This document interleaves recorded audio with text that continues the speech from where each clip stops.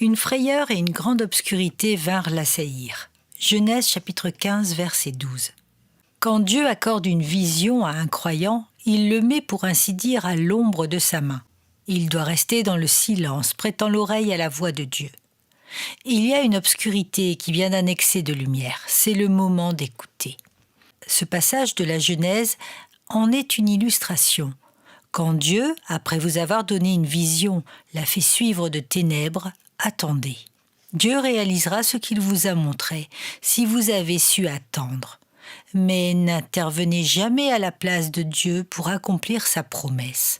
Abraham a dû passer par 13 années de silence, pendant lesquelles sa confiance en lui-même fut détruite. Il comprit qu'il ne pouvait s'en tenir au conseil de la sagesse humaine. Relisez le chapitre 16 de la Genèse.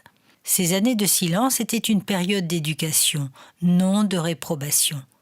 N'essayez pas de susciter en vous artificiellement la foi et la confiance, mais attendez-vous à Dieu.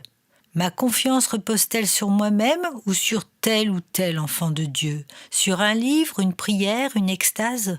Ou bien est-elle tout en Dieu lui-même et non en ses bénédictions? Je suis, dit-il, le Dieu tout-puissant, El Shaddai, le Père et Mère de tous. Le but unique de l'éducation que Dieu nous dispense est de nous faire saisir ce qu'il est réellement. Dès que Dieu devient pour nous réel, nos semblables s'effacent comme des ombres.